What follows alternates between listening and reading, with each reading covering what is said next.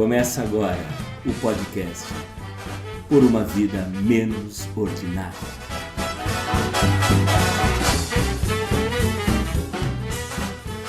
Apenas 2 dias após o presidente Bolsonaro dizer que, abre aspas, acabei com a Lava Jato porque não tem mais corrupção no governo, fecha aspas, o vice-líder do governo no Senado, Chico Rodrigues, do DEM de Roraima, é alvo da operação Desvide-19 no dia 14 de outubro. Não bastasse esse fato para demonstrar que a corrupção ainda existe nas esferas do governo bolsonarista, os agentes da Polícia Federal ainda tiveram o desprazer de retirar mais de R$30 mil escondidos entre as nádegas do parlamentar. Sendo que algumas cédulas, segundo o relatório da PF, estavam sujas de fezes. Isso comprova o quão profunda é a imaginação do senador, vice-líder do governo, quando o assunto é esconder dinheiro da corrupção. Como todo bom escândalo que envolve o governo federal, nesse também encontramos familiares do Bozo envolvido. Explico. Descobriu-se que um dos assessores do Chico Cueca era exatamente Léo Índio. Se você não está ligando o nome à pessoa, Léo é aquele moreno, alto, bonito e sensual, sobrinho de Bolsonaro e que divide moradia com o Carluxo, Carlos Bolsonaro, vereador no Rio de Janeiro e filho do presidente. Enquanto tudo isso acontece, o Centrão emplaca Cássio Nunes para a vaga do Supremo Tribunal Federal, levando Silas Malafaia e a extrema-direita, conservadora, evangélica, à loucura por não ter seu representante terrivelmente evangélico indicado pelo Jair. A política do Centrão não é velha e nunca será nova. Por lá, eles chamam mesmo de política, e só. O crescimento da avaliação de Bolsonaro nas regiões Norte e Nordeste por conta do auxílio emergencial será suficiente para romper aquele front de resistência nacional? Esse será o nosso assunto principal no episódio número 32 do podcast Por uma Vida Menos Ordinária. Sou Vanderlei Vieira e comigo estão Cristiano Perobon e Juliano Chagas, que, segundo me disseram, só usam cartão para compras e pagamentos. Olá, Cris, tudo bem? Fala, Vandi. Fala, Ju. Bem-vindo, Cid, prazer. E a gente tem aprendido muita coisa esses tempos, né? Inclusive um novo significado para dinheiro sujo, né? Muito bem. Juliano, tudo bem com você? Tudo bem, Vandi? Bem-vindo, Cid. Olá para os nossos ouvintes. E é isso, né, cara? Acompanhando hoje o noticiário, né, porque na Folha de São Paulo, se a denúncia aqui da Procuradoria também dá um montante de 20 milhões, né, que esse nobre senador estaria envolvido, né, no desvio aí de 20 milhões, eu fico imaginando o tamanho da bunda que ele tem que ter para guardar tudo isso, né, cara? Rapaz. Bom, subindo o nível e conosco hoje para dar um panorama da eleição de uma das capitais mais importantes da região Nordeste, o Recife, capital de Pernambuco, e nas outras capitais também do Nordeste, né?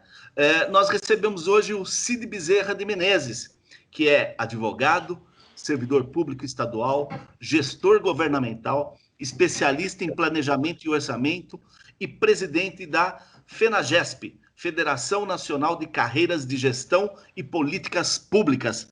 Cid, meu caro, prazer em recebê-lo. Como você está? Eita, muito assunto, né? Vamos embora. Boa noite, Vanderlei. Bom dia, boa tarde para quem estiver ouvindo. Cristiano, Juliano, tudo bem? Vamos lá. Eu gostaria de falar um pouco com essa abertura aí, que na minha época existia cheque sem fundo, né? Agora tem dinheiro. Bom, é o seguinte, eu lembro que quando eu era pequeno, meu pai era servidor público federal e chegou a ser superintendente da SUDENE. E eu lembro que ele falava muito bem isso, que alguns políticos não gostavam da SUDENE. E eu, quando era pequeno, não entendia direito o porquê. E hoje eu percebo bem isso. Existia um dinheiro que saía do Congresso, um dinheiro do orçamento, que viria obrigatoriamente para o Nordeste. Dentro, chegaria na SUDENE, isso é Celso Furtado, chegaria na SUDENE e, a partir de alguns projetos, os técnicos fariam alguns projetos, e aí esses projetos iriam receber esse dinheiro SUDENE, essa verba SUDENE. Acontece hoje em dia que não existe mais um dinheiro carimbado para vir para o Norte ou para o Nordeste. Existem esses transportes via deputados, via senadores, que em alguns casos o senador leva uma emenda para um município, leva uma emenda para um estado, o deputado também. E pode acontecer isso, né? Veja só, ele está levando tanto dinheiro para aquele município e tem a possibilidade de acontecer isso, mesmo porque você não está trabalhando em cima de um projeto, de um plano para a região. É a necessidade, talvez, de um local, sem olhar um todo, em algumas vezes. Então, acredito no planejamento, acredito nas instituições, e se não se mudar o tipo de político, o tipo de estrutura, nós vamos continuar tendo essas coisas. Não adianta você acabar com a Lava Jato ou amanhã abrir outro nome para a Lava Jato, mas não adianta. Você tem que mudar a essência, como é feito essa destinação de verba. Eu falo... Pois não. Não, você nos dá um panorama de como uma parte dos recursos que acabam indo para os municípios, para os estados, saem, né, que é através das emendas. Mas no caso dessa operação em especial, ela é ainda mais irritante no sentido cidadão, porque ali eram recursos para o combate à Covid-19, né? Então, quer dizer, é um dinheiro ainda mais específico do que se fosse uma emenda, né? Vanderlei, veja só, você está falando exatamente o que eu ia entrar, e aí eu entro tranquilo, porque é falar da minha carreira. O que acontece? A gente vê constantemente nos estados, municípios, onde for, você vê Polícia Federal dentro das secretarias, você vê o Tribunal de Contas, algumas vezes da União, algumas vezes dos estados, nas prefeituras, até a Polícia Civil, em alguns casos, nas prefeituras. E isso acontece, entendam, senhores, por conta de licitação mal feita. Muito do dinheiro destinado ao Covid não foi entregue, não foi feito nenhuma licitação, com medo que hoje alguns gestores têm de fazer licitação. E a nossa carreira é exatamente essa. A nossa carreira também cuida de compras públicas. Então, não adianta, meus amigos, não adianta você botar a Polícia Federal, o Tribunal de Contas, depois que o mal feito foi feito. Não adianta você esperar daqui a um ano para tentar recuperar uma parte dessa verba. Por quê? Porque, às vezes, não existe recuperação porque se perdeu uma vida, né? Então, você precisa de especialistas para fazer a licitação. Precisa de técnicos para fazer a licitação que conheça. Infelizmente, alguns estados não têm esse tipo de carreira, esse tipo de técnico. E é muito importante quando se fala de gestor governamental, porque os gestores governamentais cuidam disso. E aí você vai ter aquela pessoa vinculada ao Estado, aquela pessoa que passou num concurso muito difícil para chegar onde está, aquela pessoa que é relativamente remunerada decentemente, e ela vai cuidar da licitação e pode dizer para o gestor maior não ou sim, porque ela tem estabilidade por ser servidor público. Ela não está ali porque foi amigo ou coleguinha que colocou. E isso dá uma segurança para o administrador sério, sem precedente, porque muitos administradores têm medo, têm receio de fazer licitação. Ou, às vezes, eles se preocupam em convidar um secretário de saúde, um secretário de educação, porque não tem essa retaguarda. Então, se você cria uma carreira nacional, uma carreira de compras nacional, que dá essa retaguarda, né, para quem quiser trabalhar na Secretaria de Saúde, Secretaria de Educação ou qualquer outra secretaria, Secretaria de Cultura, não importa. Você vai cuidar da parte fim da secretaria. Essa parte aqui de retaguarda, que vai rodar a secretaria, que vai moer a secretaria, ela é exatamente cuidada, por servidores públicos especialistas nessa área. Eu parei porque Juliano quer fazer uma pergunta. Não, antes disso, antes do Ju fazer a pergunta, Cid, eu quero pegar um gancho da tua fala, que você disse assim, e muitas vezes esse desvio pode gerar uma morte. Então, Ju, já passando a palavra para você, eu quero também atualizar os números de mortes por conta da Covid-19 aqui no Brasil, no dia de hoje, que nós chegamos a 154.327 pessoas que foram a óbito pela Covid-19. Números até o momento que nós iniciamos o nosso programa, né, nesta terça-feira, dia 20 de outubro. Ju, por favor. Eu queria aproveitar o que o Cid está explicando para a gente, né, e para os nossos ouvintes também, para fazer uma pergunta para ele. Cid, assim, eu também sou servidor público, né, sou servidor público municipal, a gente tem a oportunidade de acompanhar de perto, né, um pouco essa questão das licitações, como que as licitações funcionam, como que funciona a gestão, né, desses recursos, enfim. A minha pergunta é nesse sentido. Quando nós estamos diante de uma situação totalmente atípica, né? Nós estamos no meio de uma pandemia ou no final de uma pandemia, tomara, né, que logo tenhamos aí uma vacina, mas nós estamos numa situação extremamente atípica.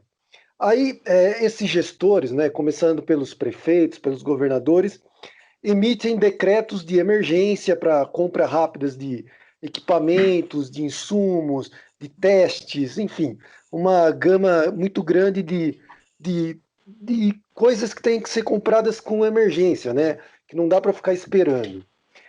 A minha pergunta vai nesse sentido: como que um gestor, né, o gestor público, concursado ali nas suas atribuições, consegue, de repente, barrar um contrato emergencial? Como que ele consegue dizer para o gestor, falou, olha, não dá para contratar nessa situação, mesmo diante de uma pandemia. No caso do senador, né, do Chico Rodrigues, fica claro uma má fé no sentido, como o Vanderlei já bem explanou, né, uma má fé na situação da Covid, né, da compra ali de testes rápidos, né, a justificativa. Mas nós estamos falando de, provavelmente, um desvio de 20 milhões, né, é um montante muito grande, né. Então, como que um gestor público, né, ele consegue, nessa hora, mesmo numa situação extrema de crise, dizer para o prefeito, para o secretário ou para o governador, olha, dessa forma não dá para comprar, dessa forma não dá para fazer contrato. Como que o gestor consegue se impor? Vamos dar uma geral, que é importante. Você falou alguns pontos que me chamaram a atenção. Na verdade, não todos os gestores governamentais hoje cuidam de licitação pública. O que nós fazemos, entre outras coisas, além de cuidar do orçamento, em alguns estados, em algumas federações, em alguns municípios. Também, veja só, a gente traduz, chega um prefeito, um governador, um presidente da República, um plano de governo. Nós, gestores, é que vamos transformar o plano de governo, digamos assim, traduzir para a máquina pública e transformar em entregas da gestão, certo? Passa-se grande parte também por compras, certo? E alguns estados que você tem gestores que são especialistas em compras, você pode chegar e dizer: o decreto emergencial vai ser feito dessa maneira. Entendeu? Seríamos nós, especialistas, que iríamos editar, iríamos realizar o decreto especial para o gestor maior, governador, prefeito, exatamente possibilitando ele de fazer as compras dessa maneira. Essa espécie de consultoria, essa espécie de apoio técnico é típico da gente. A gente está junto exatamente onde existimos, junto do gestor maior, exatamente para orientá-lo como funciona a máquina pública, como diminuir a possibilidade de erros que possa ser cometido. Porque muita coisa, como você falou, é desvio de má-fé, tudo bem. Mas acontece erros. Eu vou dar um exemplo que aconteceu numa cidade interior, que foi o seguinte: tinha verba para merenda na escola, mas não tinha papel higiênico na escola. O gestor da escola, não o gestor governamental, né? Mas o gestor da escola, o diretor da escola, ele compra papel higiênico com dinheiro da merenda. Pode? Não pode. O Tribunal de Contas caiu em cima, ele teve que devolver o dinheiro, né? Enfim, existem regras. Por mais que você tenha boas intenções, por mais que você queira, que você pense que chegou e vai fazer porque você é o bom, mas as regras, as leis, as especialidades, né, cabe a gente, gestor governamental, servidor público, especialistas em políticas públicas, explicar ao prefeito, ao governador, enfim, como deve ser feito. E tem mais uma coisa: chegaremos a um ponto de dizer: não assinamos.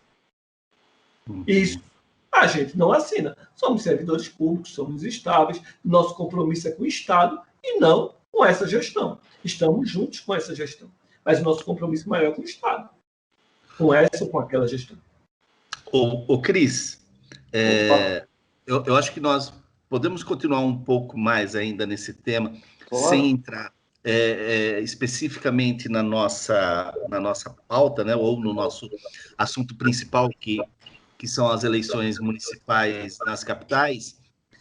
Lembrando o seguinte: nós estamos em meio à discussão de uma reforma administrativa proposta pelo governo, que, ao invés de fortalecer o servidor público nesse aspecto de conter gastos desnecessários, absurdos, não planejados na gestão pública, ou até para evitar o mau uso, né, a malversação do dinheiro público, né? Essa reforma administrativa, ou pelo menos o que está proposto, vem exatamente ao contrário, né? Vem exatamente tirar do servidor público, né, dos servidores públicos de todas as esferas, uma série de condições que existem hoje para o bom desenvolvimento do serviço público, não é? Não, com certeza, Vande. Estava escutando atentamente aqui o que o Cid estava falando, mas eu acho que, né, diretamente no teu comentário, Vande, eu vou repetir isso algumas vezes hoje, com tudo o que está acontecendo, a reforma e outros temas que a gente vai entrar logo mais, para mim tem um significado. É a vitória do Centrão, e hoje nós somos a República do Baixo Clero. Então a gente vai ver essa rapinação do dinheiro público, né, em várias frentes, e tirando ainda a credibilidade da população no serviço público, né, que já vem cambaleando aí, né, tem dificuldade de recursos.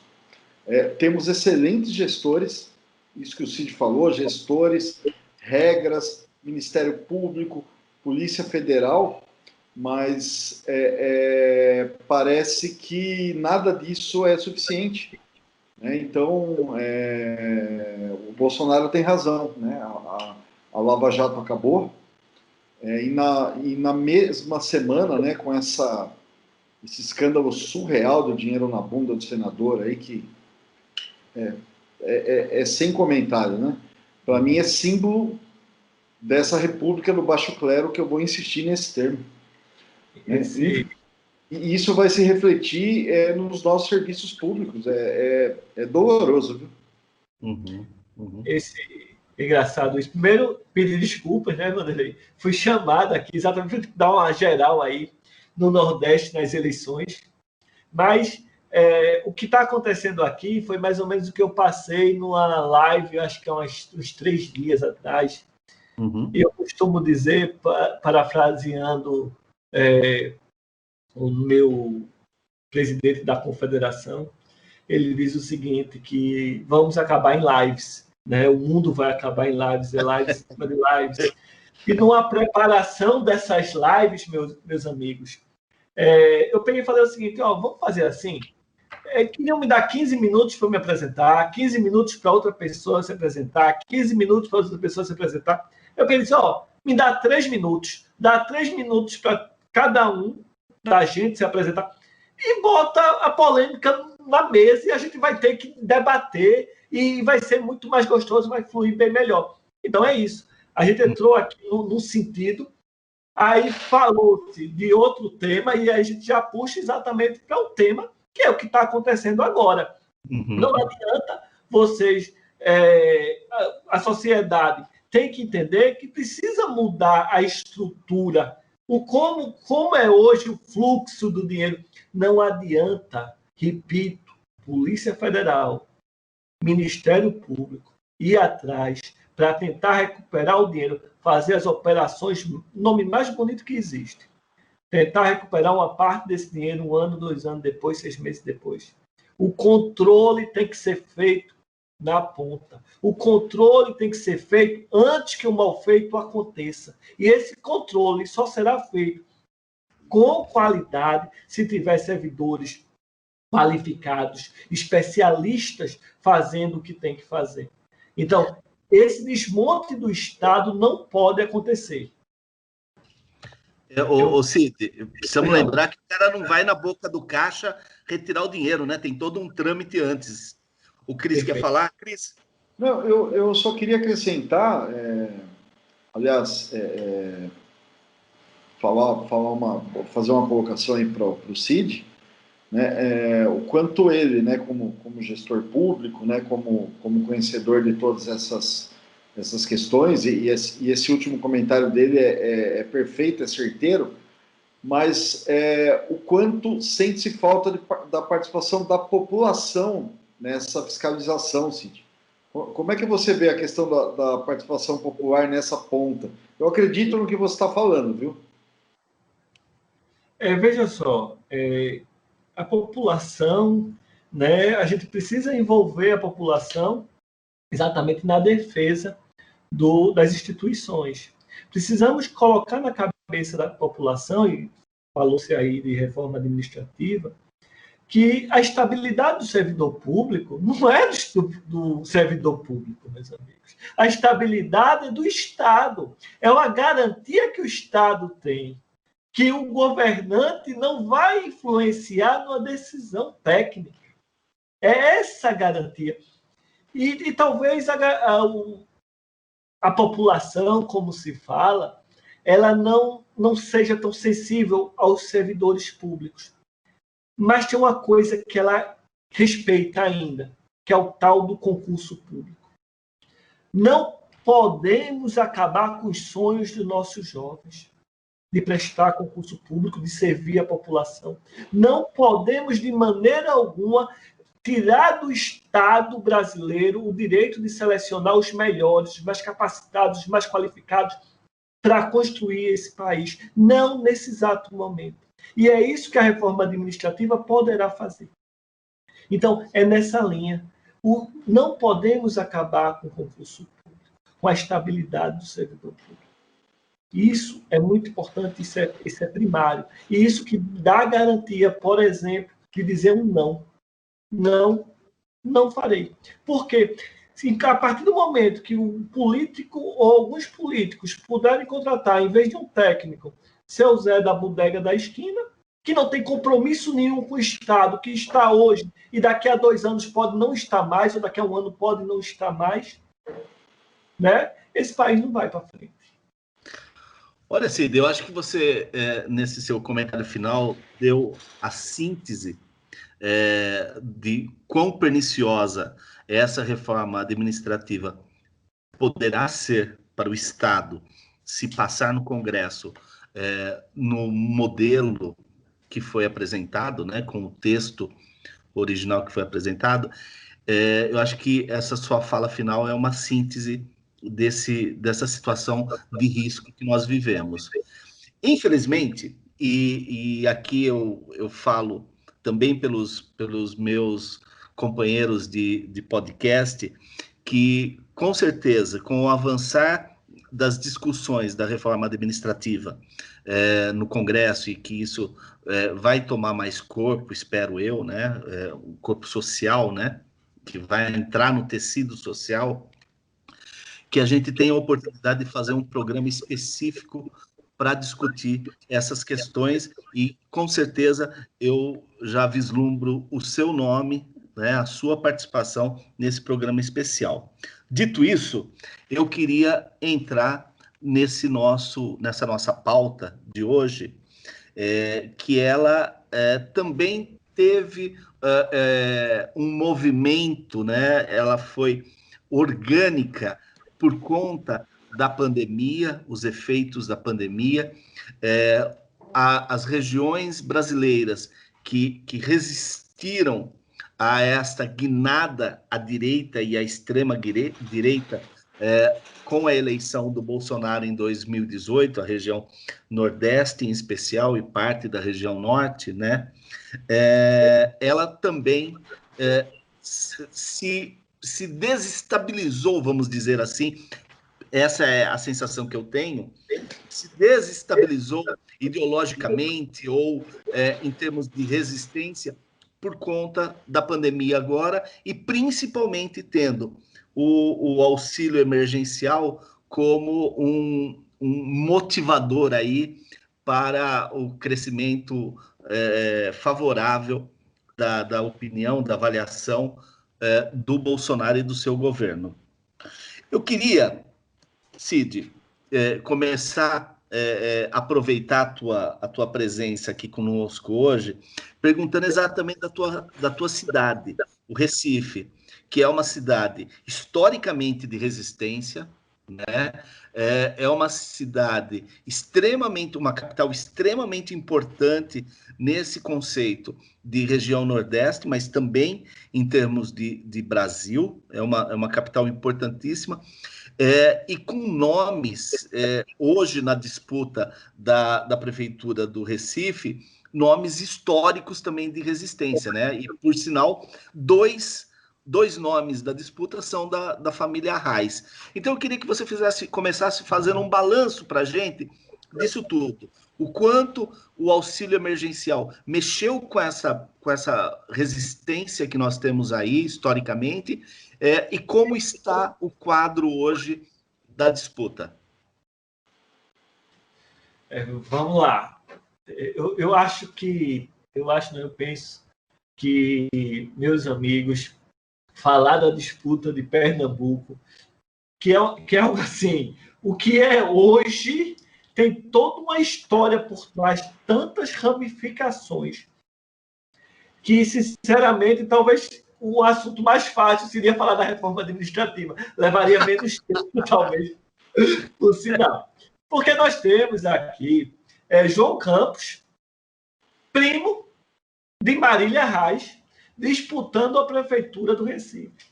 Marília Reis pelo PT e João Campos pelo PSB, partido de Arraes, né? Partido de Eduardo Campos. Enfim, João Campos, filho de Eduardo Campos, né?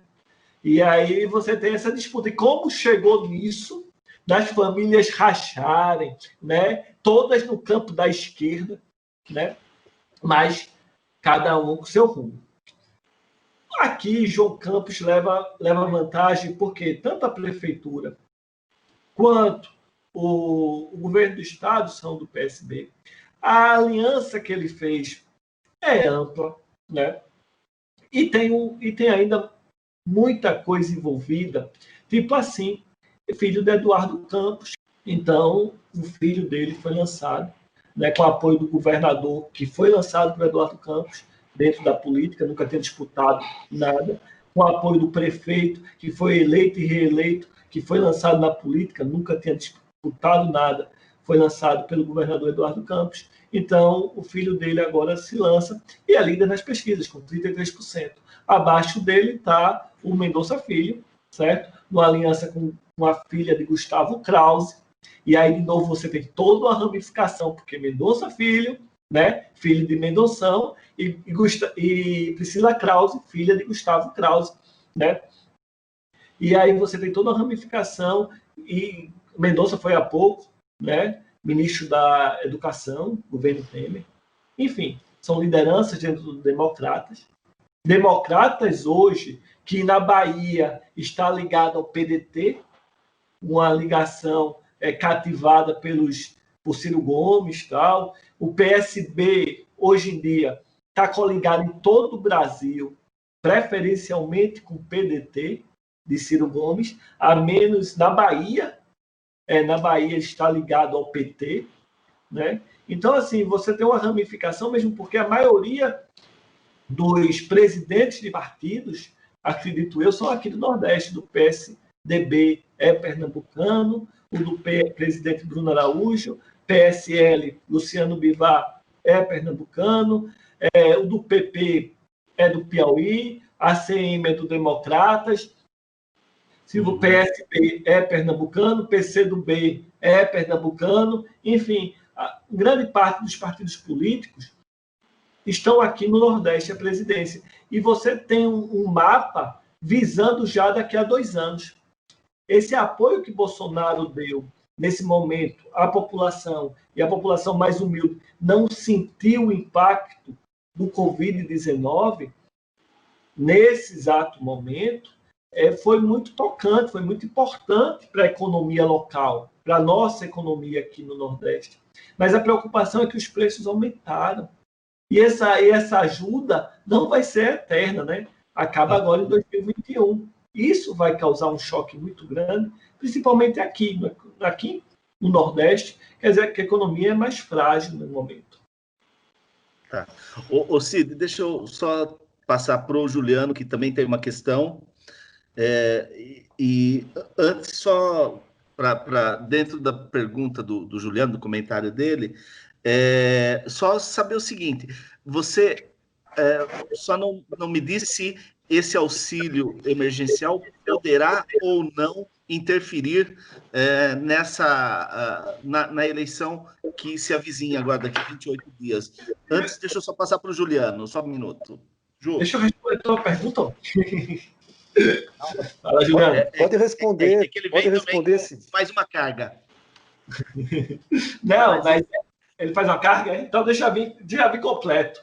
Manda, Juliano. Então, eu vou aproveitar a oportunidade. Cid, você começou a falar da questão do Centrão, né, dos democratas, e hoje eu li um artigo, né, na Folha de São Paulo, né, de um servidor público também, e, enfim, doutor em ciências políticas, que é o Celso Rocha de Barros, né? E ele fez uma análise muito interessante, né? Até compartilhei com o Vanderlei e com o Cris também esse artigo, do crescimento desses partidos do Centrão desde as últimas eleições, né? Das últimas eleições, por exemplo, você pega os democratas, cresceram mais de 50%, né? candidatos que disputaram as eleições, as últimas eleições, e que acabaram migrando para esses partidos do centrão, né? Então a minha pergunta vai nessa direção. Mesmo em capitais, por exemplo, como Recife, né, que historicamente são capitais que tiveram lideranças de esquerda, né, o PSB, você citou, do Arraiz, o PT, enfim, e outras capitais do Nordeste, que a esquerda ainda é muito forte, né? A gente viu isso nas últimas eleições. Bolsonaro ganhou no Brasil inteiro, só no Nordeste que houve ainda uma resistência muito forte ao nome dele, né? Você acha que mesmo esses partidos de esquerda, eles estão fadados a uma coligação com o Centrão? Hoje é possível governar uma capital como Recife e outras capitais do Nordeste sem depender do Centrão, sem depender desses partidos do Centrão, Democratas, PSD do Kassab. Como que você vê isso? Vamos lá. Vamos por partes. Primeiro, o apoio de Bolsonaro.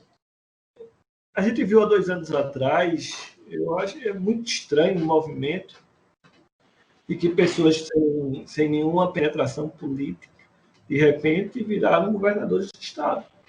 Pessoas que até então não apareceriam politicamente e teve uma onda muito grande. Hoje você não vê isso, estranhamente. Eu até esperava que isso acontecesse. Mas se você pegar os 4 ou 5 líderes das pesquisas aqui de Pernambuco, você não vai encontrar o que se diz apoiado pelo Bolsonaro, né? No Ceará, é o único dos que se diz apoiado por Bolsonaro, digamos assim, o que às vezes busca o apoio de Bolsonaro, que está na liderança, capitão Wagner. Mas não tanto por esse apoio agora. Tanto é que capitão Wagner não coloca isso no Ceará, ele é líder nas pesquisas, ele não coloca tão ostensivamente esse apoio a Bolsonaro, porque ele já sabe que quem vota em Bolsonaro já vota nele. Ele quer pegar exatamente os votos do PT, que é governo do Estado, e o PDT, que é prefeitura, e, além de ser da prefeitura, é dos Círio Gomes, né? Do Ciro Gomes, enfim. Então, ele não se posiciona tanto como o Bolsonaro por conta disso, porque ele já está cativando os votos mais do centro-esquerda. Você falou do Centrão e falou do DEM. O DEM saiu do Centrão. Conjuntura política, enfim, e também presidência da Câmara, enfim, ele se desloca um pouco do Centrão. Mas o que acontece é o seguinte, na minha opinião, o DEM, ele cresceu, mas o DEM foi enfraquecido muito pelo PSD. Kassab cria o PSD, que você falou também, aí de São Paulo, e aí cria muito em cima do DEM, né? Tanto é que houve brigas nos estados, São Paulo, houve uma briga muito séria de Alckmin e Afif por conta disso, na época. Um era governador, outro era vice, Jorge Bonhoeffer, mas essas pessoas do Centrão, elas estavam querendo ficar perto do poder, e como o DEM era distante, digamos assim, da gestão do PT, então elas procuraram alternativas. Então isso diluiu muito o DEM, né? Isso aconteceu. Outra questão que a gente pode debater é exatamente nas outras capitais. Você tem um DEM, voltando ao DEM, forte, elegendo seu vice como prefeito da cidade, mas muito pela gestão administrativa que está bem avaliada. Em Sergipe, você também tem o candidato a prefeito do PDT, né? E aí você também tem uma gestão bem avaliada, né?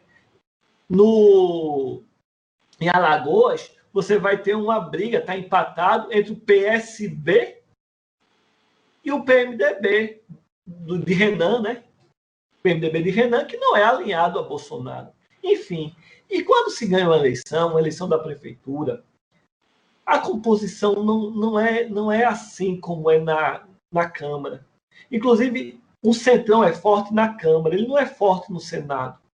Os coligados, eles se organizam através do Centrão, mas no Senado a organização é outra.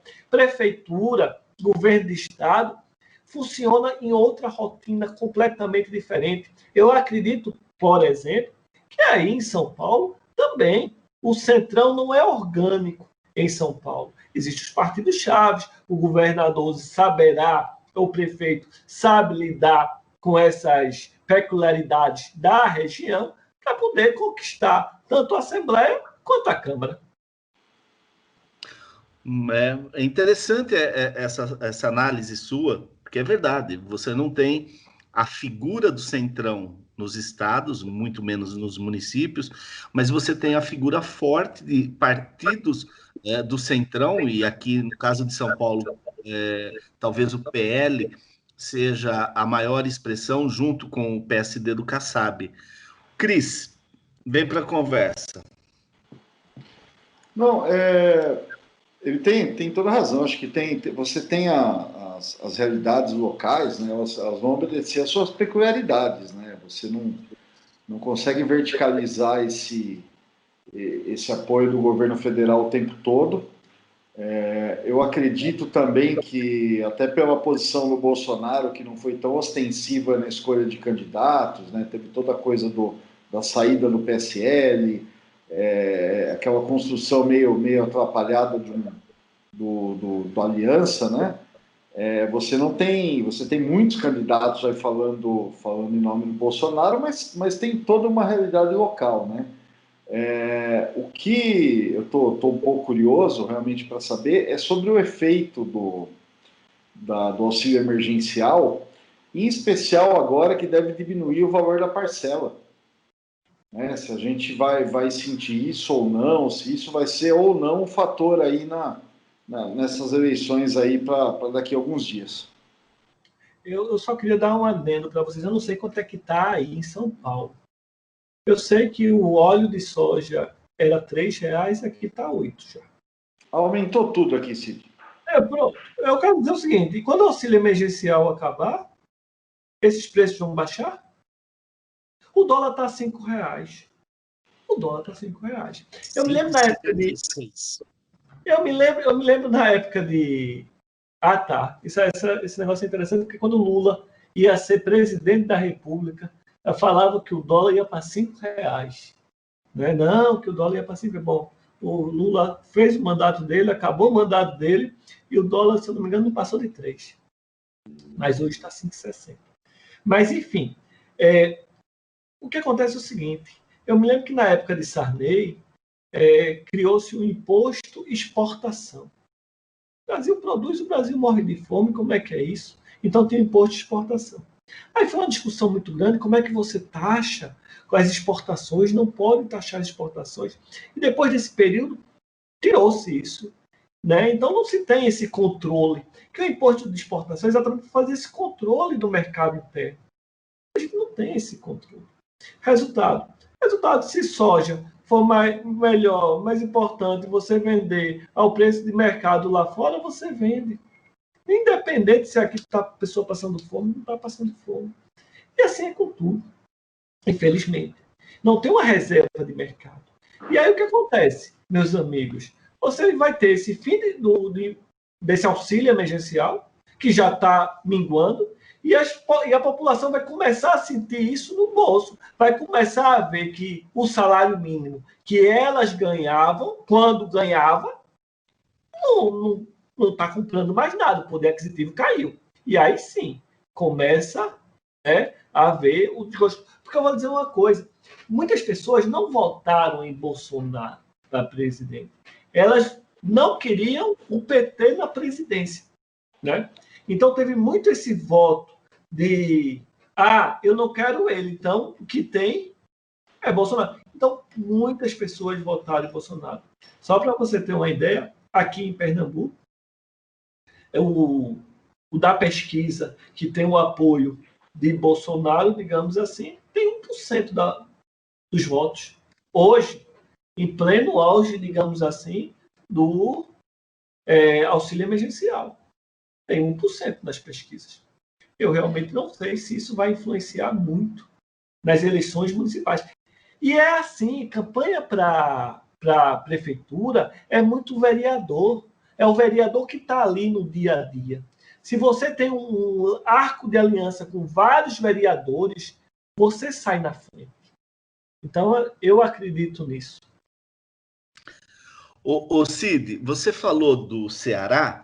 Tem uma notícia bastante interessante na Veja, no site da Veja, que diz assim, olha, na disputa pela prefeitura de Fortaleza, o pedetista José Sarto fala na TV de sua relação com o atual prefeito, Roberto Cláudio, e surfa na popularidade do petista Camilo Santana, que é do PT, né? Governador do Ceará.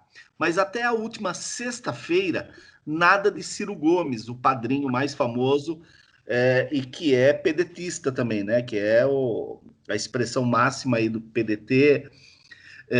Então, tem essas questões, como você bem nos colocou agora, que muitas vezes a gente tende a olhar por um prisma nacional para eleições muito particularizadas nos municípios e que, às vezes, essa questão do presidente ou do grande partido ou das grandes alianças, elas acabam não interferindo tanto, né?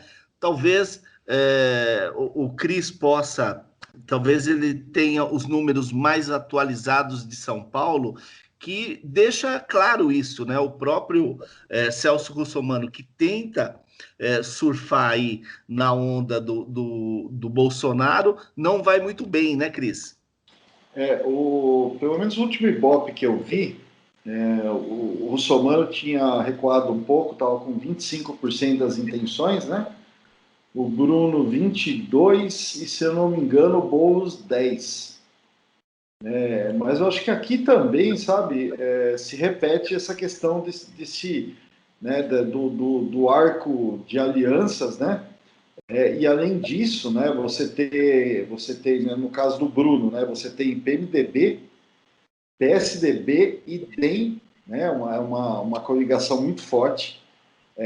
Não dá para desprezar, a gente fala muito dessa influência do padrinho, né, de quem está apoiando, mas não dá para desprezar uma máquina, né, quem está na prefeitura, né, principalmente quem ficou exposto como o Bruno aí, esse tempo todo com relação dando diário, né? E olhando também, voltando para a saúde dele, né, Cris? Oi? E a própria condição de saúde dele também o expôs, né? A situação do Bruno, né, que eu quero comentar, que é o seguinte que eu fazer, ela traz uma narrativa, né? Então você pega um prefeito, né, que até então era desconhecido, que todo mundo falava que não teve voto, né? E é verdade, era o vice, que não tinha uma marca. De repente, em pouco tempo, ele tem um drama pessoal seríssimo, né? A gente não pode relativizar isso de forma alguma, seríssimo. Enfrenta isso com bastante coragem, não deixa a prefeitura, e aí vem a pandemia. Então, o Bruno tem uma história para contar, né? As narrativas durante uma eleição, né? Principalmente uma eleição, uma cidade cosmopolita, grande, que a TV ainda tem influência, né, os meios de comunicação, isso vai fazendo diferença, né? E a pesquisa também, pessoal, mostra que nem os dois grandes eleitores, aí, vamos dizer, nem Bolsonaro, nem Lula, pelo menos no que se fez aí, no que se viu, aliás, nos levantamentos, vão fazer grande diferença. Então, assim, eu hoje... Bom, vou fazer uma aposta aqui, porque também, se perder, não perco nada, né? Eu acho que a gente vai ter aí Bruno e Celso Russomano no segundo turno. Tá. E, na minha opinião, se for Bruno e Celso Russomano, Bruno, Covas, né? Não é de nada, ele é Covas. Bruno Covas favorito, né? Franco favorito. Não, sem dúvida. Eu só queria completar, Vande, uma coisa que eu te falei no sábado, né, que a gente bateu um papo. Eu acho que o Bruno, né, que era um azarão, que era alguém dado aí como quem não conseguiria concorrer à reeleição, por todos os motivos que eu falei no início da minha fala, mas acho que é o candidato melhor posicionado. Eu vou pegar uma carona nesse comentário do Cid, que ele fica, se ele é candidato no segundo turno contra o Russomano, é o voto anti-Bolsonaro que obrigatoriamente vai para o Bruno.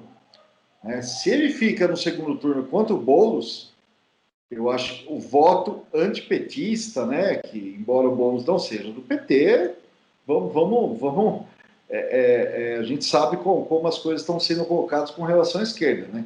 Todo mundo injustamente sendo colocado num balaio só. Eu acho que é o candidato melhor posicionado. E o Bruno, eu conheço um pouco o Bruno, tive experiência com ele. É um cara que sabe trabalhar muito bem a questão de alianças, muito bem a questão dos partidos, né? Se engana quem vê no Bruno um político inexperiente, viu? Então, eu queria, Cid, eu queria aproveitar que nós entramos nessa questão de São Paulo, da capital paulista, né?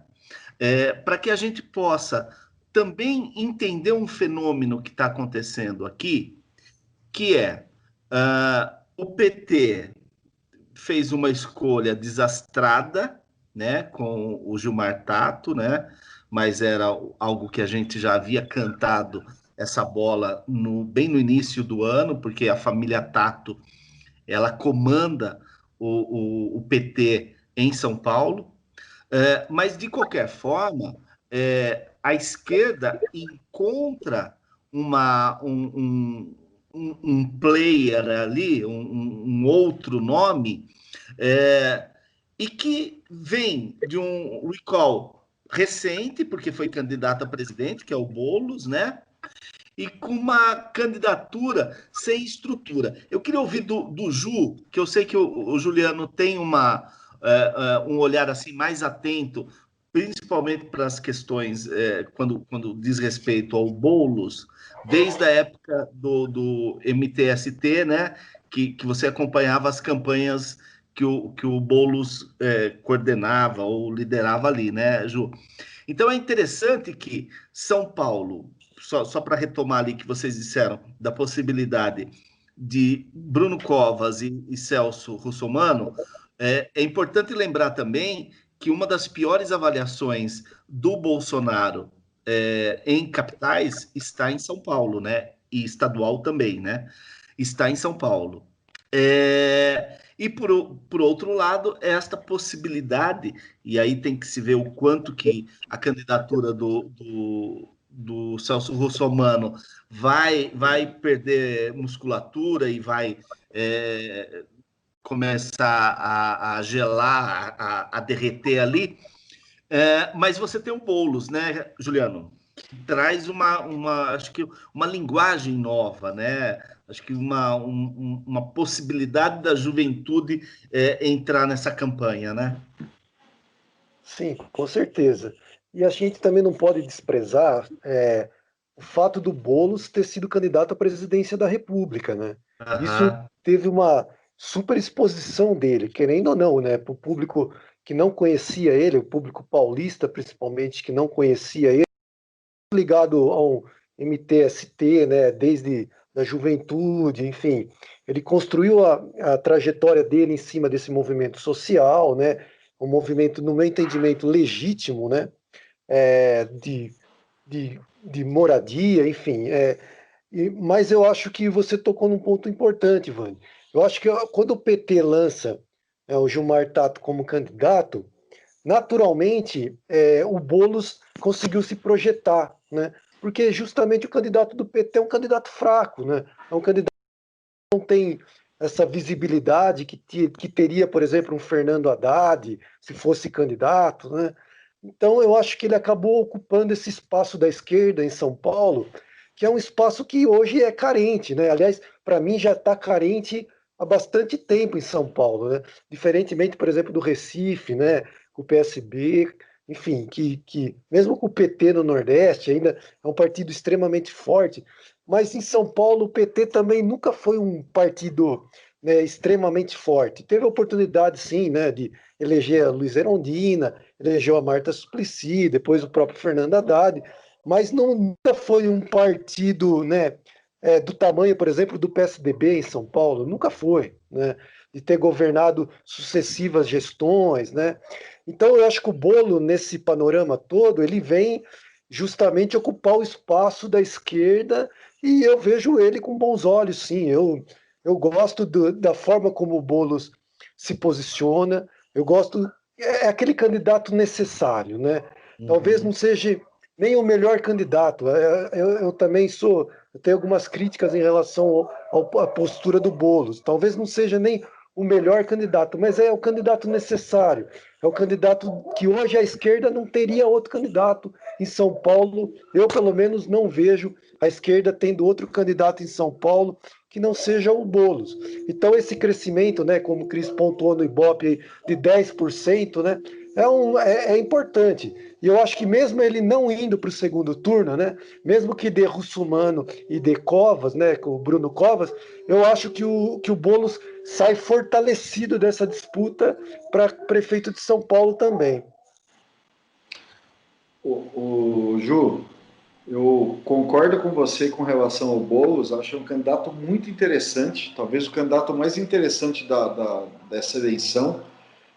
O melhor dos mundos, né, para a democracia seria ter o Bruno na minha opinião, né, o Bruno e o Boulos no segundo turno, para a gente afastar de uma vez, já no primeiro turno, uma ameaça bolsonarista na prefeitura, que além de bolsonarista, o Celso Russomano mostra assim, uma incompetência a cada eleição, então seria um desastre, né?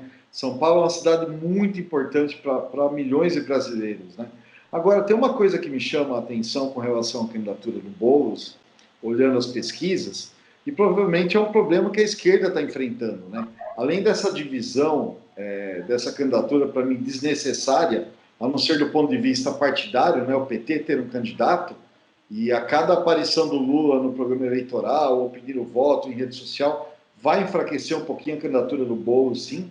Mas é você olhando os extratos nas pesquisas, e assim, a baixíssima adesão da periferia e da população de baixa renda à candidatura do Boulos. E um campo da esquerda, que sempre teve na dimensão do trabalho, na dimensão das lutas, sua maior expressão, tem que se explicar como ele não tem representatividade nesse extrato. É insustentável que essa candidatura seja mais uma candidatura da Vila Madalena. Então não adianta ter, me desculpem, mas não adianta ter apoio de Caetano Veloso, sabe, ter muita representatividade nesse campo, ter cores, mas esse campo precisa voltar a falar com o povo, precisa voltar a falar com a dimensão do trabalho, precisa voltar a falar das questões de segurança, com o público evangélico que está nos bairros, enfim, com o pessoal que pega busão, com o pessoal do corre, né? E se você olhar as pesquisas, um calcanhar de Aquiles enorme, né? Aí que eu no meu pouco conhecimento, vejo que tem um problema muito sério para crescer. Concordo plenamente, Cris. O Cid, eu não sei se você se lembra, aqui em São Paulo foi muito forte isso na eleição passada, né? Na eleição do Haddad, no último comício da campanha, foi um dos convidados no palanque, né? Um dos últimos a falar também, foi o Mano Brown, do Racionais MCs. Eu não sei se você lembra disso, mas o Mano Brown faz exatamente essa fala que o Cristiano acabou de nos deixar aqui, né? Que o PT perdeu esse contato com a base, perdeu o contato com o bairro, com as comunidades mais pobres. Ele perdeu isso, e perder isso estava refletido na campanha, no resultado, principalmente o Haddad, que vinha de uma eleição para prefeito, onde ele perdeu em todas as sessões da cidade de São Paulo, né? Então, eu não sei como que você vê essa realidade da esquerda e do PT aqui em São Paulo, com os olhos aí do Recife. Deixa eu botar meus olhos aqui, né? Luiz Erundina. E uma das mulheres que eu mais admiro, uma das pessoas que eu mais admiro, né? Luiz Erundina. Uma militância impressionante, apoiou o Itamar Franco, né? Enfim, sempre esteve na frente das lutas. Luiz Erundina foi eleita em São Paulo contra Paulo Maluf. Mas ela foi eleita contra corrupção. A bandeira era corrupção. Ela não surge do nada só porque ela tinha um apoio popular, porque era de um partido pequeno. Não, ela chegou no segundo turno, né, contra Paulo Maluf, que era, né, como o próprio Luiz Inácio Lula da Silva falou num dos debates, né, que Paulo Maluf falava, em 89, Paulo Maluf falava, eu sou competente. E aí Lula diz, você realmente é muito competente. Compete para prefeito, perdeu. Compete para governador, perdeu. Está competindo agora para presidente e vai perder. Então, assim, compete. E Paulo Maluf tem uma história em São Paulo. Paulo Maluf tinha dinheiro na campanha dele, tinha os apoios e perdeu. E voltaram em Luiz Erundina e elegeram essa mulher de garra. Isso é fantástico, espetacular. Mas foi contra a bandeira de corrupção. E agora eu não vejo, infelizmente, Boulos ter o apoio da classe média. Eu não sinto a classe média comprando essa briga. A classe média tá satisfeita com Covas? Tá. Pronto. Ele está fazendo uma boa gestão na prefeitura, não sei o quê? Pronto. Existe desvio, existe roubo. Então, eu imagino que vamos ficar no normal. Ninguém vai querer uma mudança de rumo, ou algo assim. A comunidade, a grande maioria da população, não está desejando isso para a Prefeitura de São Paulo. Eu não vejo isso, né? Essa revolução. Eu vejo muito continuismo. Eu vejo muito que não vamos arriscar. Né? Vamos manter, vamos seguir o jogo, sai do jogo. Né? Eu penso assim, eu não vejo a classe média de São Paulo, e é enorme, apoiando Boulos. Essa é a minha opinião. Cid, deixa eu aproveitar já a oportunidade, já que você falou um pouco também da Luiz Erundina, né, que eu também gosto bastante dela. Como você vê, hoje eu li uma matéria na Folha de São Paulo que eu achei muito interessante, do planejamento do Bolsonaro já para 2022, né? Ele deixa claro que ele não tem intenção mais de ter como vice o Mourão, né? A minha pergunta é o seguinte: como você vê hoje, por exemplo, a possibilidade do Bolsonaro escolher um vice do Nordeste? Eu sei que você falou já que o Democratas não está muito enquadrado como centrão, mas assim, eu discordo um pouquinho. Eu acho que o Democratas nunca deixou de ser centrão e vai continuar sendo centrão. Como que você vê, por exemplo, uma candidatura de um ACM Neto como vice, ou alguém mais representativo aí do Nordeste para compor uma chapa com o Bolsonaro? Você acha que é possível? Veja, eu não vejo o Bolsonaro colocar alguém representativo. Bolsonaro é ele. E aí é o partido dele, é ele. E eu imagino assim, né? Eu penso que Bolsonaro vai querer partir para alguém sem muita expressão política. Ele não precisa fazer coligação. Né? Ele não precisou fazer coligação para ganhar essa eleição. Muito mais complicado ele ganhar essa eleição do que ele partir para uma reeleição. Talvez. Né? Então, assim, acredito eu que as pessoas que estão envolvidas hoje na política com o Bolsonaro, estão querendo o apoio dele, se aproximar de Bolsonaro. E se você pensar isso 2 anos antes da eleição para presidente, você não tinha isso, né? Então a construção parte daí. Eu acredito que Bolsonaro não vai querer alguém que faça sombra ou que não pense como ele quer que pense, né? Foi como a deputada Ana Janaína Pascoal. Por que Janaína Pascoal não foi ser vice de Bolsonaro, né? Então, eu acho que parte daí, né? Ele botou lá Mourão, que hoje Mourão também cria uma identidade própria. Mourão talvez seja governador do Rio Grande do Sul, talvez saia para senador, talvez saia para presidente da República, né? Então, assim, ele pode até trazer Mourão para a chapa, para não ter a ala que sempre esteve do lado dele, que seja a ala militar, um eventual racha, né? Ele perdeu um pouco dessa população, que é cativa dele. Cid, mas você acha que então um vice do Nordeste é impensável nesse momento? Não digo que o vice do Nordeste é impensável. Eu digo que não seria um ACM Neto, entendeu? Eu penso assim. Eu não penso que seja alguém, um governador do estado do Nordeste.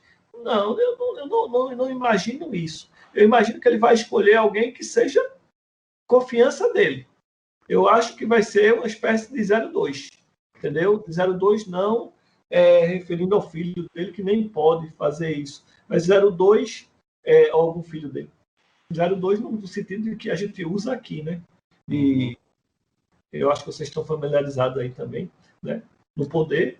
Eu acho que assim, eu penso que ele não vai arriscar. Ele não vai colocar alguém que vai fazer sombra para ele, principalmente, meus amigos.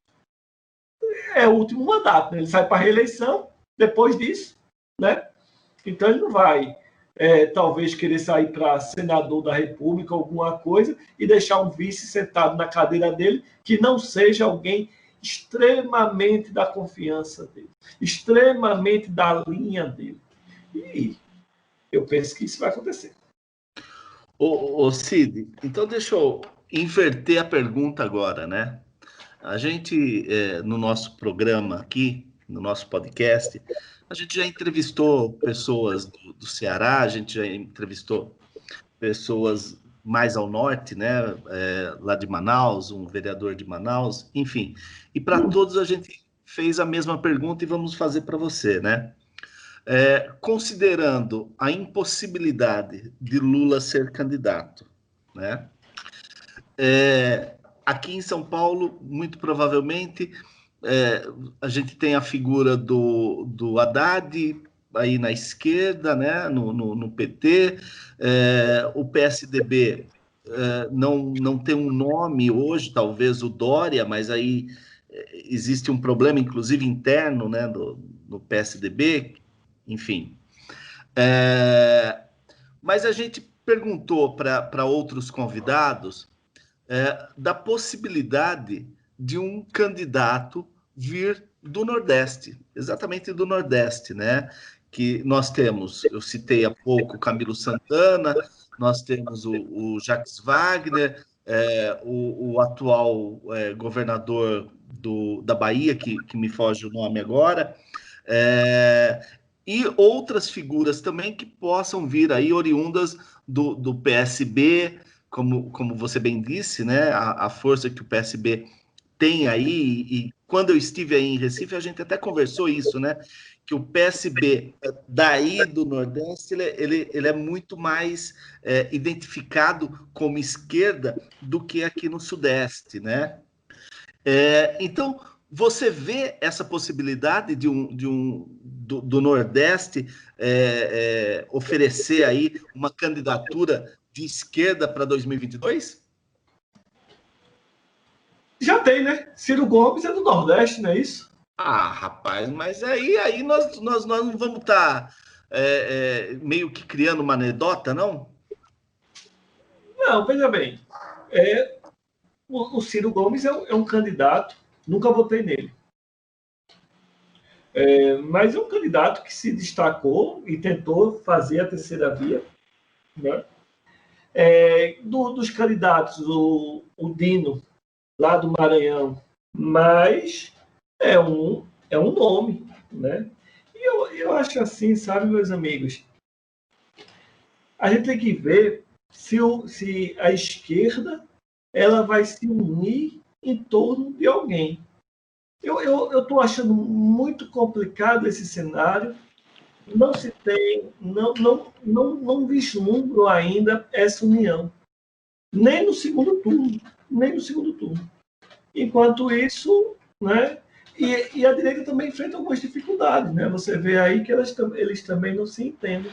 Enfim, eu não vejo por hora, né? Que saia uma liderança daqui do Nordeste candidato à presidência da República. É verdade que tem muita água ainda por debaixo da ponte para passar, muitas construções, mas por enquanto eu não vejo nenhum nome, né? Acredito eu que o próprio governador do estado aqui de Pernambuco ele não deva sair como liderança que ele é, mas ele não deve sair para a presidência da República, seria um bom nome, mas por enquanto eu não vislumbro nenhuma movimentação nesse sentido, não. Estão muito preocupados agora em manter o que se tem. A esquerda está preocupada em manter o que já foi conquistado, para depois ver dessas eleições de prefeitura, como vocês acabaram de falar, o Democratas cresceu muito, né? Para depois se avaliar onde é que se pode chegar. Mas agora é se manter. Tá certo. O Cristiano, já para a gente ir para o encerramento dessa nossa conversa aqui, a gente, quando viaja, tem que aprender algumas coisas, né?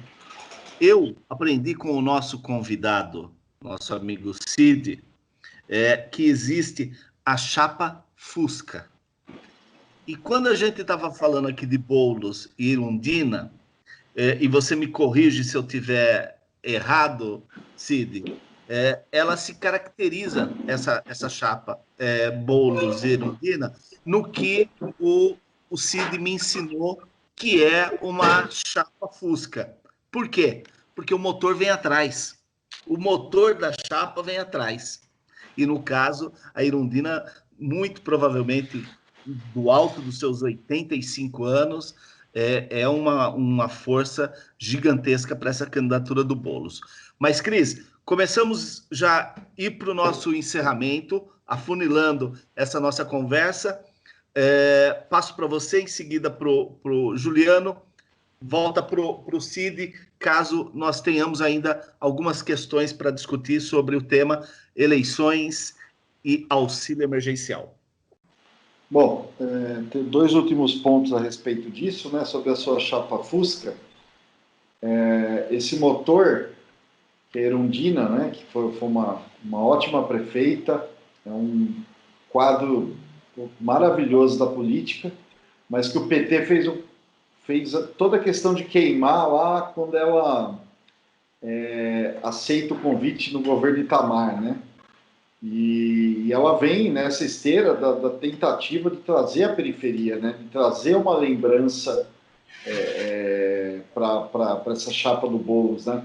Como boa prefeita que foi, mas que nas campanhas petistas que vieram em seguida não fizeram muita questão de lembrar. Então é muito difícil você puxar esse recall, né?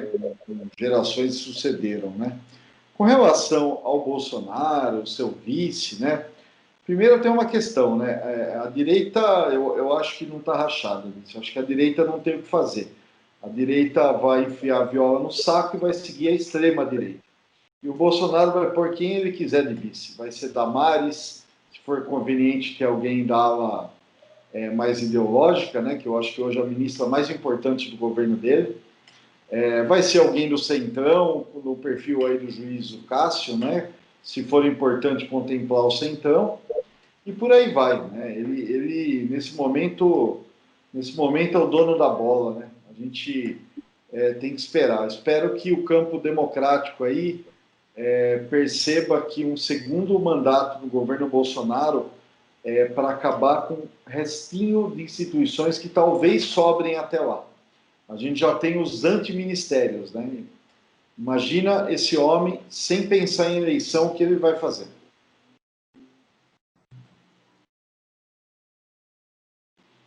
Muito bem. Juliano? Eu concordo com o Cris. Eu acho que o caminho é esse mesmo. O Bolsonaro ele está se mostrando cada vez mais pragmático, né?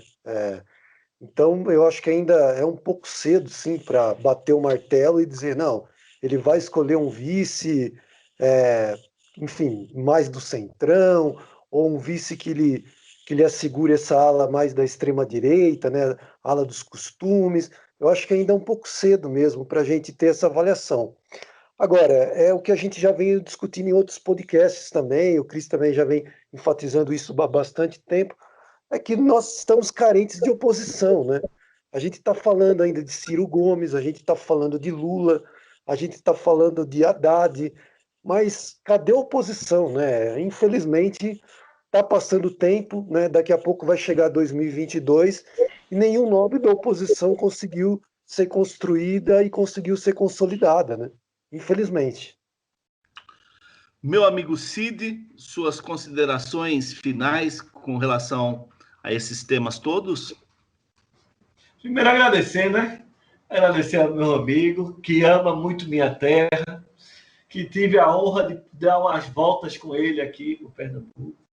Né?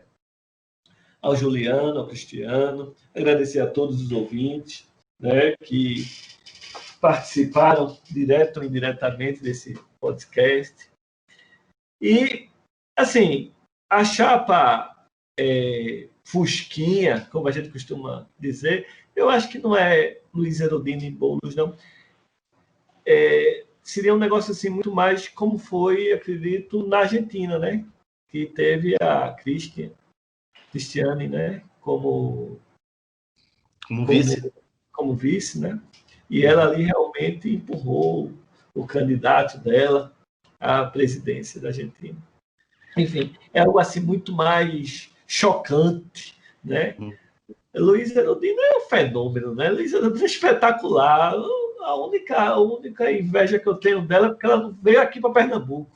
Tão pertinho, foi para São Paulo, meu Deus do céu. Mas assim, né? A construção de uma esquerda, como falou-se aqui nesse debate, que a gente tem uma dificuldade, porque colocou-se tudo no mesmo bolo. Se você é esquerda, você é corrupto. E eu me lembro que era exatamente o contrário na minha época, né? Eu aprendi exatamente o contrário.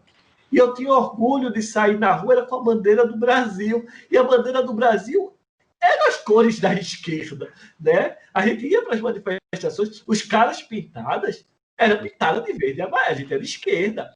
Enfim, e se perdeu isso, a gente perdeu um pouco disso. Né? Precisamos recuperar, precisamos sim de alguém que a gente acredite que vai mudar o país. Trabalhar com respeito. Nós hoje temos uma briga entre famílias, brigas entre vizinhos, briga entre condomínio de prédio, grupos de WhatsApp pegando fogo. É uma guerra. Isso nunca existiu no Brasil. O Brasil era um país onde você tinha guerra no mundo inteiro. E você juntava aqui um povo e outro povo, e eles viviam muito bem, obrigado. Então, a gente sempre foi assim. E hoje em dia a gente está com a faca na boca, brigando, sangue no olho, por conta de pensamentos ou ideologias ou pseudo-ideologias que não constroem. A gente precisa realmente de um Brasil unido. Não é isso, meu amigo Vanderlei? É isso. Ô Cid, mas espera aí que a gente vai aproveitar de você mais um pouquinho ainda. Nesse momento, quando a gente termina a nossa pauta principal, a gente sempre elege um fato ordinário e um fato extraordinário da semana. Para o nosso fato extraordinário, fica a possibilidade das vacinas cada dia mais próxima. Agora, no final da tarde, o anúncio aí do Ministério da Saúde, da compra de 46 milhões de doses da Coronavac, mais o que o governo do estado de São Paulo também está já anunciando para começar uma campanha de imunização, e outras tantas vacinas que estão aí sendo pesquisadas mundo afora, inclusive algumas em parceria com o Brasil também. Então, acho que o nosso fato extraordinário dessa semana fica por conta exatamente das vacinas hoje já estarem aí, serem algo real, né? Já saímos daquele desespero do início do ano, em que tudo parecia tão longe. Me parece que as vacinas e a possibilidade de uma imunização, mesmo que ainda não total, já seja uma realidade. Bom, e o nosso ordinário, né? Ordinário dessa semana vai para o empresário Elon Musk, né? Que é o dono da Tesla, que é a maior empresa aí de automotiva de carros elétricos, né? Por uma frase dele que dizia o seguinte, uma frase do dia 25 de julho deste ano, abro aspas: nós vamos dar golpe em quem for necessário, lide com isso. E ele falava exatamente sobre a influência de Washington na queda, né, no golpe que foi dado no Evo Morales na Bolívia. Mas o interessante que tem a ver o Washington, o Elon Musk e Evo Morales, né? Tudo, porque o Musk tinha um interesse gigantesco, né? Nas reservas de lítio da Bolívia, que são as maiores reservas do mundo, que é fundamental para a empresa dele, que são as baterias, os carros elétricos e tudo mais. Então, com a vitória de Arce, né, na Bolívia, resgatando essa história boliviana de Evo Morales e o povo lá no poder, o nosso ordinário de hoje vai para Elon Musk. E agora, Cid, para o fechamento do nosso programa, nós todos, inclusive nosso convidado, faz uma dica que achar interessante fazer para os nossos ouvintes e que nós deixaremos na descrição do nosso episódio de hoje. Posso começar por você, Cid? Ou você quer pensar um pouquinho nisso? Bom, primeiro eu quero discordar. Eu posso discordar rapidinho? À vontade, por favor. Vamos lá. O lado bom, a vacina. Eu tenho acompanhado as notícias na Europa, está estourando coronavírus na Europa. É verdade. Inclusive bloqueios fortes no Reino Unido. Eu sei que existe muito coronavírus dentro da Europa, e se a vacina é de Oxford, né, ela deveria estar funcionando lá, tranquilo, todo mundo vacinado, e isso seria já pauta para outra história. Coisa do passado. Então, assim, infelizmente, eu não acredito muito nessa vacina atualmente, não. E o fato importante, que eu diria, era exatamente a Bolívia, né? A Bolívia, ela surpreende, né? As eleições aconteceram, né? Podiam ter acontecido, né? O resultado foi reconhecido, ainda não acabou nem a apuração, digamos assim, mas o resultado já foi reconhecido, o que demonstra um caminho pela democracia, um caminho bom, né? Respeitou-se. As declarações de Evo Morales foi que iria partir para uma união nacional, não é isso? Então, assim, sem revanchismo, sem nada. Não sei se vai ser posto em prática. Enfim, o grande fato é exatamente a Bolívia. Eu acredito nisso. Essa democracia, essa volta da democracia, né? A entrega do poder ao povo, certo? Mas Cid, eu não considerei a eleição do Arce como algo negativo. O negativo foi a fala prepotente Eu entendi, mas como eu inverti o negócio, eu coloquei essa vacina que está chegando aqui, que eu não acredito que ela vai resolver o problema, como negativo, então eu puxei a Bolívia, a vitória da Bolívia, como algo positivo, entendeu? Então, assim, não que você tenha colocado, eu entendi perfeitamente sua colocação, meu amigo, e concordo com ela, né? Eu acredito que não é assim, você tem que respeitar a população, existe um interesse estratégico da indústria automobilística em cima do lítio boliviano, mas respeite a população da Bolívia, respeite os povos, a independência e soberania dos povos. Na minha opinião, isso é clássico. Cris, qual a sua dica para hoje? Cara, por favor, se quiser também fazer o comentário do nosso ordinário e extraordinário, fique à vontade. Não, tô satisfeito, tô de acordo. Eu queria... São duas dicas. Uma, o podcast lá do B do Rio. Eu quero criar esse hábito de toda gravação nossa, né, todo episódio a gente indicar um podcast. A gente precisa fortalecer essa rede, né? Então, o Lado B já é um podcast gigante, né, que fala de política com viés totalmente de esquerda, excelentes análises e excelentes convidados, né? Tanto no programa semanal, que eles têm ali num formato jornalístico, ali de um apanhado da semana, quanto no formato entrevista, né? Então tem sempre gente de peso ali. E o outro, uma série aí para dar uma relaxada, que é a série The Boys, que está na Netflix, que é uma série aí sobre super-heróis, né? Então, ela fala... É um papel invertido, né? Quando... se os super-heróis fossem os vilões, né? E o pano de fundo é o autoritarismo. Mas é uma série super divertida. Então, tem um fundo político, tem distopia e tem ficção científica. Vale a pena. Muito bem, muito bem. Bom, eu vou reforçar, então, essa sua dica de nós sempre colocarmos os podcasts, um podcast aí na nossa descrição do episódio. O que eu vou fazer é meio mandrake, né? Porque todo o conteúdo do Roda Viva, né, do programa da TV Cultura, hoje você pode também ouvi-lo por podcast.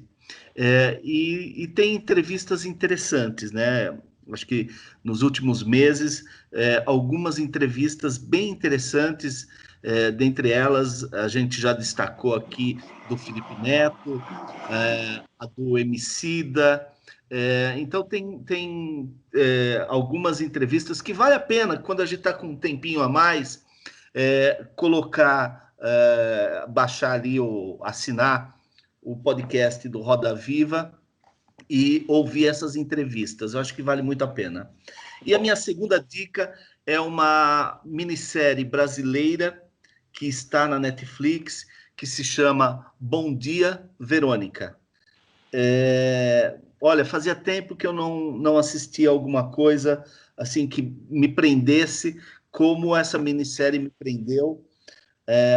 Um destaque tanto para a atuação da Tainá Miller, como do Edu Moscovis, que eu achei maravilhosa a atuação dos dois, e a fotografia de São Paulo da minissérie. Ela é bem interessante, é um thriller de suspense policial, mas que fala muito do abuso contra as mulheres, tanto do abuso físico como do abuso psicológico dentro de casa.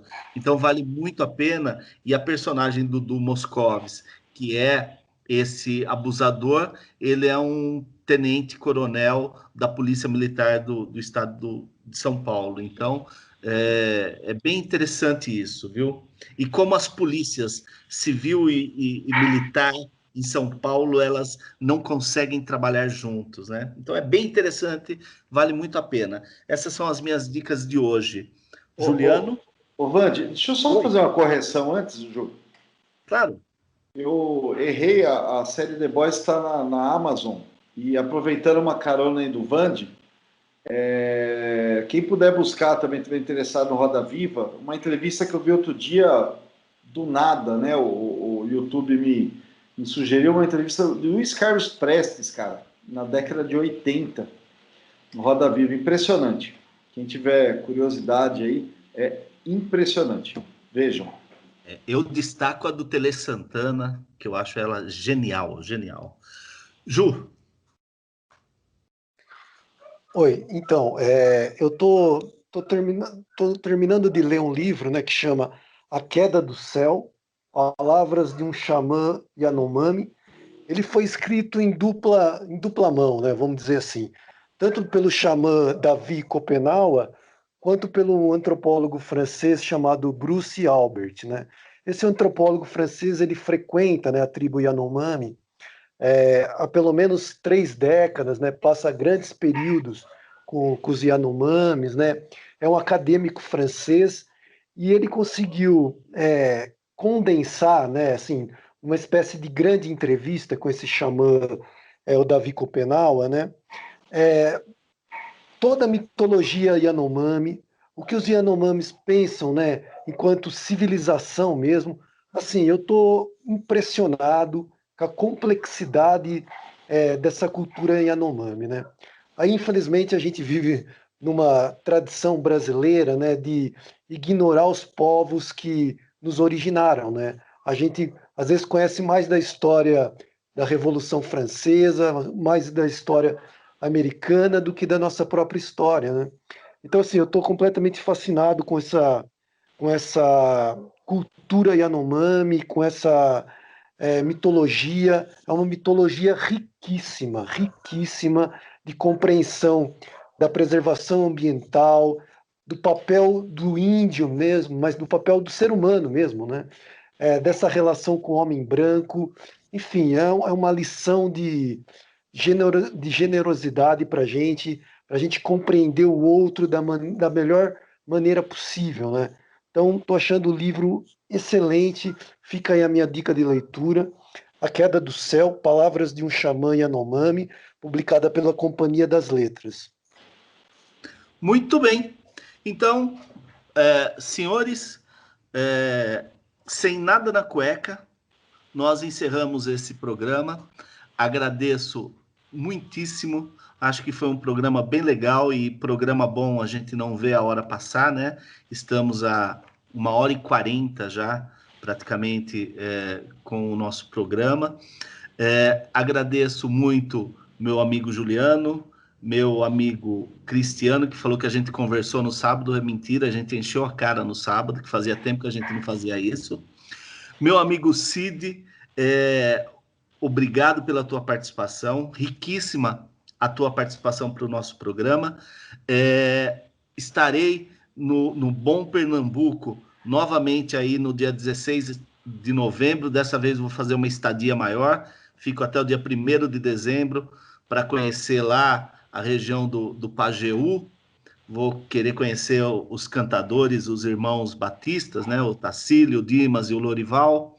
Na verdade, conhecer a história deles, porque os 3 infelizmente, já morreram.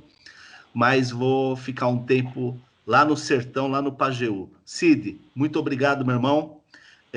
E com certeza nós faremos um novo programa para tratar dessa nefasta reforma administrativa proposta pelo Bozo. Grande abraço, Cid. Um belo programa, um programa riquíssimo. E agora, me despeço de vocês todos, né? Cris, Ju? Bom, valeu, gente. Obrigado, Cid. Prazer conhecer. Valeu, Ju. Valeu, Vande. Até a próxima oportunidade aí, né? E lembrando, né? Estamos a 2 semanas das eleições presidenciais americanas. Oremos. Somos baile. Sem dúvida. Queria agradecer também a presença do Cid, mandar um abraço para os nossos ouvintes também.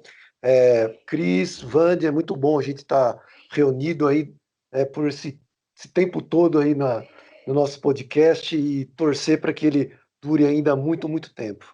Abraço a todos.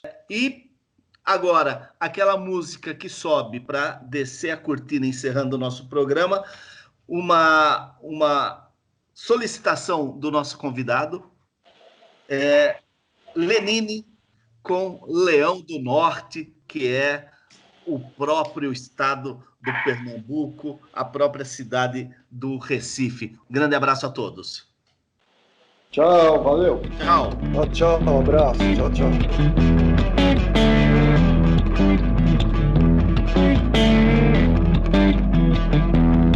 Sou coração do folclore nordestino. Sou Mateus e Bastião do Boi Bumbá. Sou um boneco de mestre Vitalino, dançando uma ciranda em Itamaracá. Eu sou um verso de Carlos Pena Filho, no frevo de Capiba ao som da orquestra Morial. Sou Capibaribe num livro de João Cabral.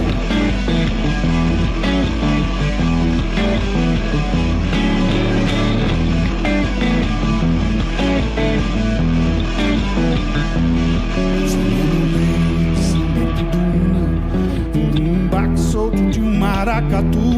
Eu sou um alto de Ariano Suassuna, no meio da feira de Caruaru. Sou Frei Caneca no pastouro do Faceta, levando a flor da lira pra Nova Jerusalém. Sou Luiz Gonzaga, eu sou do mangue também. Sou Mamelu